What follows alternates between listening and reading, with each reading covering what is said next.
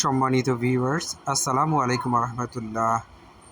আপনারা দেখতে পাচ্ছেন এটি হচ্ছে পবিত্র নগরী মক্কার মেসফালা ইব্রাহিম খলিল রোডের পাশে অবস্থিত কবুতর চত্বর। যে কবুতর চত্বরের নাম আপনারা ইতিমধ্যেই আগেই শুনে থাকবেন। এটি হচ্ছে সেই কবুতর চত্বর, যে কবুতর চত্বরে অসংখ্য কবুতর সার্বক্ষণিক এই জায়গাটাতে বিচরণ করে। হাজি সাহেবেরা যখন হজে কিংবা ওমরাতে যান, তারা নামাজ পড়তে গেলে পবিত্র কাবা শরীফের ঠিক আগেই এই কবুতর চত্বরটি পড়ে।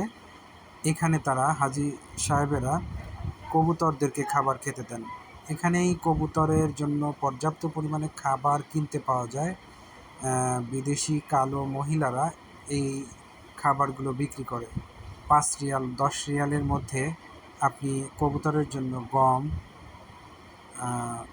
গম কিংবা চালের গুঁড়া কিংবা ডাল অথবা সরিষা, এগুলো ওখানে প্যাকেট আকারে আছে। এগুলো কিনে হাজি সাহেবেরা এই কবুতরদেরকে খেতে দেন। বছরের পর বছর ধরে, শত শত বছর ধরে এই কবুতরগুলো টিকে আছে হাজি সাহেবেদের এই খাবারের মধ্য দিয়ে। অসংখ্য কবুতর একসঙ্গে যখন উড়ে, কবুতরগুলো দেখতে অনেক ভালো লাগে। এটি এখন আপনারা একটি ফাঁকা মাঠের মতো দেখলেও একটি সময় এই জায়গাটাতে পাহাড় ছিল। সৌদি আরবের পাহাড়গুলো কেটে কেটে সেই জায়গাগুলোকে সমতল করা হচ্ছে।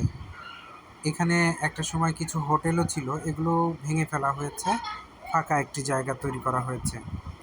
এই জায়গাটিতে অবশ্য এরকম থাকবে না। সৌদি সরকারের প্ল্যান হচ্ছে ভবিষ্যতে এই জায়গাটাতে বাসের স্টপেজ বানাবে।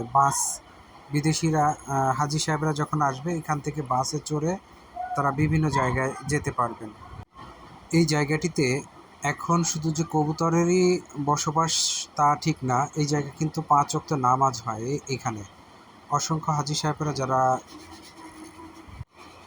যারা মসজিদের ভেতরে যাওয়ার সুযোগ পান না বা ভিড়ে আটকে পড়েন, তারা এই জায়গাটাতেই এখন নামাজে পড়তে বসে যান।